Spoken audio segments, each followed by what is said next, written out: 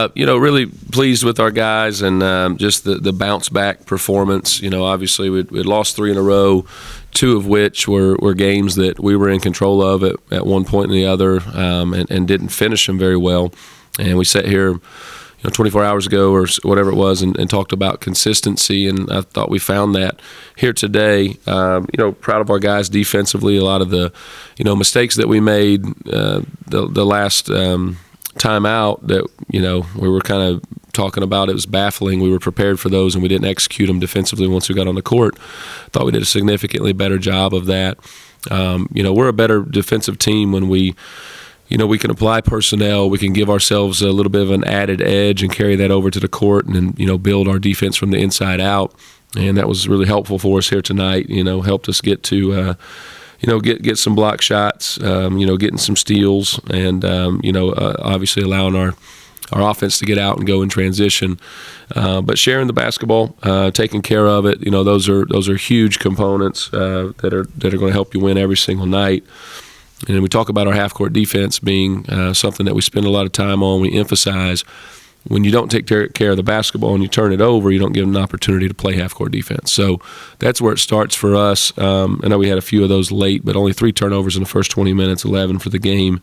Ball security and execution were really good, and I thought, running offense fast and physical, getting a bunch of screen assists and sharing the ball allowed each of these guys to, play to their respective strengths, which is what we put the team together to do. And that can't say enough about the response that they came in and gave us here today. I've asked you a lot about getting a team to play 40 minutes and the struggle that's been. Like, obviously they did not let their foot off the gas today. Like, the shooting numbers stand out, but what else did they do to kind of keep putting the pressure on Texas State throughout the game and never let them get back within 20 or so? Yeah, we talked about at halftime, Coach Foley did a great job with his scout, and he said, when we go back out there, it's going to be a brawl because they're one of the leading offensive rebounding teams in our league. They're one of the leading forcing turnovers in our league. They force more turnovers and get more steals than anybody else. So the ball pressure that you're going to deal with and the tenacity that they're going to go to the offensive glass is going to get ramped up. And obviously we gave up 8 in the second half. We had a few more turnovers, but I thought we weathered that storm, and that's where it starts for us is, our first shot defense I think has been really good all year, and then finishing those possessions gives us an opportunity to play it fast, and that's really, we talk about earning the right to get out and transition, and I thought we did that by rebounding the ball and then taking care of it is huge. That's just such a key for us. And 4 or 5 or back in November, we really struggled to execute the things that put these guys in position to play to their strengths against pressure teams. So the fact that we were able to do that here tonight and have one of our better offensive performances speaks a lot to the growth that we've had, even though it hadn't always shown up in the win column. And the shooting percentages are great today, and you've had some games where they have been, but is that just a product of the looks that you're getting, or are you getting those looks because you're doing other things well? Like, what makes the offense go like it did today? Yeah, I think we ran stuff with unbelievable tempo. We always talk about running offense fast and physical. Every team in the country, runs plays, but executing offense requires you to, be great with your details. We don't run anything that's, spectacular, but when you run it fast, you run it physical, and you're really good fundamentally with your pass, your catch, setting up cuts, popping feet, throwing the ball to guys on time, on target, and good shooters. Then that's what you end up generating. And so that was the biggest difference here tonight. And I thought our guys did a nice job. I think we had 2 execution errors, but for the most part, we got the ball where it needed to be. Delivered it. We scored in the post. We kicked it out of the post and got on the offensive glass, and then gave ourselves a chance to set our defense with how well our offense was, and then our offensive rebound attempts. But those were the biggest keys today. I know it's been a few games so far since you made a little adjustment in that starting lineup, getting off to a strong start with that. What have you liked from that unit early on, and how have you kind of seen them maybe start to address some of the areas that you've wanted to see get improved? Yeah, it doesn't matter to me who starts a game, to be honest with you. You look at last year, Mark Freeman, he didn't start. and led us in minutes and was a top 2 player in the league, so that doesn't matter to me too much. But getting off to a good start is important, and I like the – I think Kosei does a good job getting other guys involved, and it allows us to kind of establish, Gabe and J-Mac maybe in the post a little bit, and then I'd like what he's given us defensively. And same thing for P. Fowler. I think a lot of Preston's stuff is confidence, and as a freshman, you're wondering if you're doing things right because there's so many things thrown at you. You're drinking water through a fire hose, and so when you get to start, it gives you a little bit of confidence that you are doing enough things right, and get you the ability to do what he does as well as anybody else, and that's shooting and rebounding. And so I think those guys have really helped us. And then Brad's been coming in and gives us a little bit different look when we're subbing guys out, because you can do some different things with Brad offensively than we'd maybe try to do with Kosei. And then Eddie's got great versatility, right? Eddie can sub in for a number of different guys, and we can slide him up and down and not lose a whole lot when we do that. And so those have been some of the adjustments, and it's probably been why they've been effective. Has that been something where when you can make an adjustment like that, it has that maybe more consistent firepower from throughout, where you're not having to make those mass substitutions? You can kind of keep that balance going. Is that part of that plan? Yeah, your rotation's really important. You can't. It's hard. You can't play 12 guys. We've never been able to do that, and it's unfortunate because we've got a lot of guys that deserve to play. But yeah, that rotation, when you've got a couple multiple position guys, you can keep guys fresh. You can be mindful of your sub pattern around medias and things like that. Obviously, foul trouble, playing well, those are other factors that come in there. But when things are going well and you're not battling foul trouble and just glaring mistakes, then staying in that rotation is really important for the course of a 40-minute game. And then Cliff, big night from him, especially shooting. I know you were saying after the game he's the best shooter in the conference. Mm-hmm. What is it about him? What was he able to do today that was able to help generate those looks? And just what is it about him that can allow him to have performances like this? He is the best shooter, I believe, by the numbers. I think he's hit more threes than anybody else in the league. I think he and Adam Olson were tied going into our matchup the other day, and so he's probably surpassed him at this point. Confidence is a big part of it, but I think, the reality is it's not like he's going out there and creating those for himself. That's just not who he is. And so when we're playing well as a team, doing the things that I just told Shane that help us, execute our offense, he's going to be the beneficiary of that a lot. And we've generated a lot of good open looks for him this year, and so the confidence piece is an important one. But I think when you lose yourself in the game defensively and you stop worrying about, did I make a shot or, what did I do offensively, then you get into the flow state of mind, and that's what basketball is. And you don't think about the good open shots. You think about all the details that lead to it, and you think about how you're going to respond and get a stop for your team. And so that's what he's learning as he's going through this, and I think that's why you're seeing a little bit more consistency and confidence from him in his shooting. What you see from your team's defense and slowing down DJ Hall in that second half? Man, he is a terrific player. I thought we did a pretty good job on him in the first half. He made a lot of tough shots against us, against our size and our length. I think in the second half, we probably wore on him a little bit. We were able to throw 3 different bodies at him at one time. Gabe did a good job, Eli did a good job, but certainly Christian, phenomenal job. I remember there at that one stretch in the second half where he stood his ground, blocked him, 50-50 ball goes out of bounds. They try to go at him again, stood his ground, blocked him, and then rebounded it and got fouled. But I think we wore on him a little bit, and we probably did a better job of collectively contesting his shots. Obviously, we put a little bit of size on him to make it tough, but it's hard for the primary defender to be a shot blocker. You need them to be the guy that's making the offense work for it and contest. You need somebody else to come over weak side and do that. So I think we did that a little bit more consistently in the second half. Yeah, I think it wound up being about even in the end in terms of fast break points, but in that first half, they did not really get anything going in that margin. Like, just talk about, was that like a goal coming in to take that away, especially with South Alabama doing what they did our game? Yeah, it had everything to do with our offense. 3 turnovers in the first half. Maybe only one of those was a live ball turnover. I know Kosei kicked one out of bounds, and maybe we had a shot clock violation, so the other one was probably a live ball.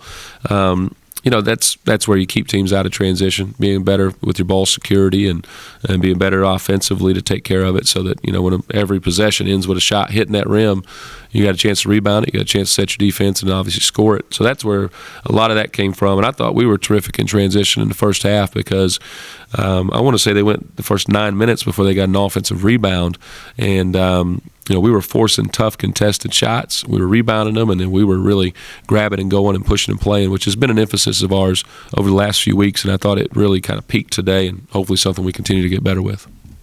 Yeah, and then you guys had around a 20-point lead at this point, but there was about a 5-minute stretch where there was no made field goals, a little bit in that mid to late portion of that second half. Just talk about what you kind of saw in that stretch.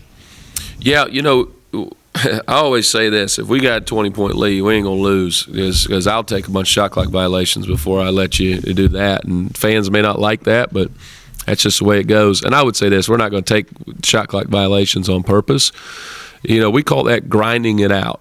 And this team has not had too many opportunities in a 10-win season so far to grind it out with a big lead. So we're learning to do that. So we got some stops when we had a lead, and we played a little too fast when me and the coaches are over there yelling, easy, easy, and we take a bad shot or we turn it over in transition. And then we say, hey, that's why we're saying easy. The clock's on our side. It's a possessions game. Let's grind them out. Let's run these couple of things, and then let's, not that we were not going to attack in the first 15 seconds of a shot clock, but we're going to work to get a really good shot and make sure that we don't turn it over. We have good rebound attempts, and we set our defense to keep them out of transition. That's more important than us just trying to score it quickly and take a lead from 20 to 30. You want to protect a 20-point lead. That sounds easier than it is, because we just haven't been in that position very much.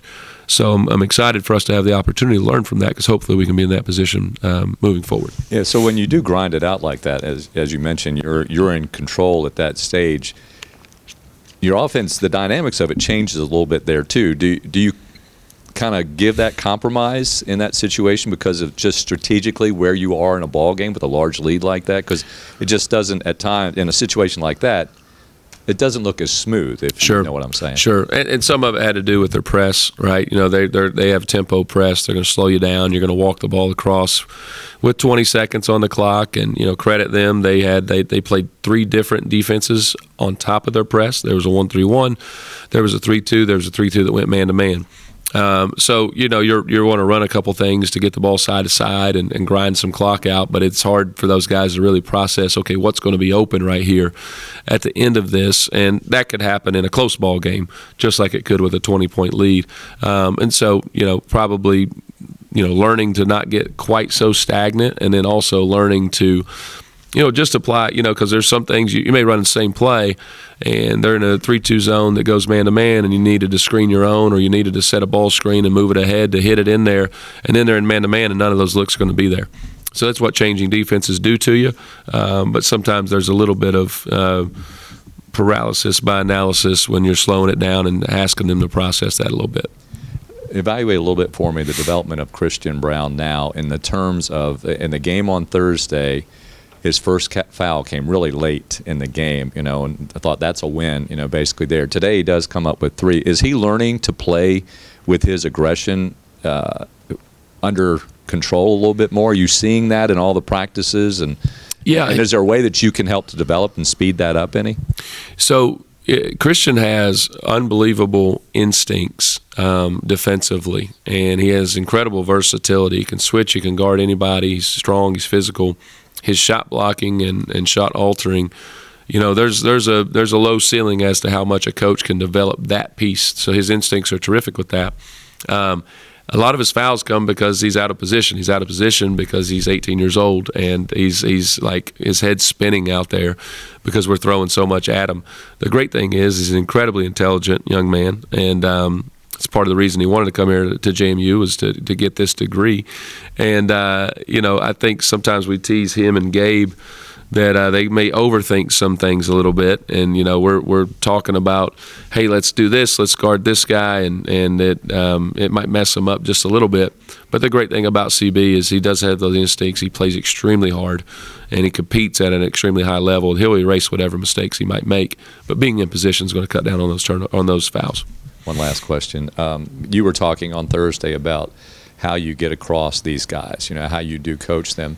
It's only been 48 hours, less than that actually, but anything new that you applied in the last couple of days that you've learned from even Thursday night or the last week as you work late in this season with these gentlemen?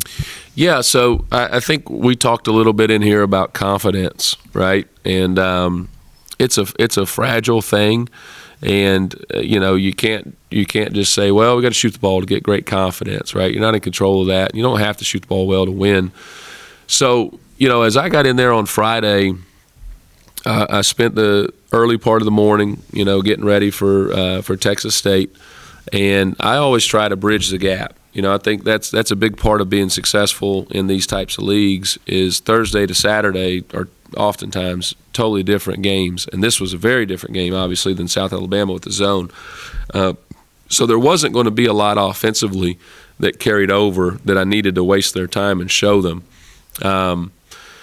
Defensively, there were some things, and as I found myself watching the film and cutting it up, it was all negative. I cut out all bad clips of us defensively. And so as I, got ready to meet with the guys, I just said, hey, look, I got a film session that I'm going to show you, but it's you getting driven. It's you blown coverage. It's you being bad on a closeout and a box out. Raise your hand if you've seen me show you a clip of that before. And everybody's hands went up like this. I said, yeah.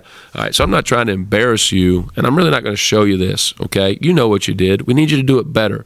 But I am going to show you one clip that is the missing key for this team as to why we don't do those things consistently. And it was a clip of one of our guys falling on the floor and nobody going to pick him up in the game the other day. And I was really disappointed by that. And I just explained to them, you're not bad guys. You're not selfish. Most of you have never been a part of a winning program. And so you don't know what this looks like. You don't know how to get yourselves out of a slump. And so if you notice today, anytime anybody even looked like they were going to fall on the floor, it was almost obnoxious. The whole bench would go pick guys up. So those things matter. They matter so much, especially for a team that knows what to do, has been trained what to do, and is struggling to translate that to the court. And that's where you have to gain your confidence is with each other. And we talked about it the other day, and I said this to the guys, Kurt. I said, I get it. A lot of you guys have probably been 9-11 over your 4 or 5 year careers because half of them are old. And you say, oh, man, here we go again. We're probably going to end up 12-22. Coach's going to go off on us again. I said, that ain't how it works here. I think we were 10-11 last year and won the league. And so I don't have a magic wand, but I just have a lot of belief. And getting these guys to have that same belief is a challenge because they've never seen it happen like that before. And today was a step in the right direction for us to do that. Coach, what are your snow plans? Are you like a snow angel guy? Ooh, snow angels. Last year it was popular that snow angel challenge that people were doing. That was good. I did that. Man, I just hope I don't lose power so that I can spend a little time with my kids. I think church is already canceled for tomorrow, which is a bummer. But I will sleep in. That's exciting because I never do that. But just being home with our kids, we do it. So just so you know, every Friday night since I've been a head coach, we do pizza and a movie. I don't care if you lose, you win, whatever it is. Every Friday night we do pizza and a movie. We watched an unbelievable movie last night. Had some pizza, of course. But yeah, I don't know. I'm gonna hang out with the fam. Maybe watch some movies. Nothing too exciting, I'll go out in the snow. I'll play in the snow with the kids a little bit. There's a lot of hills around here. You can do some good sledding. If you got a spot, let me know. All right, thanks.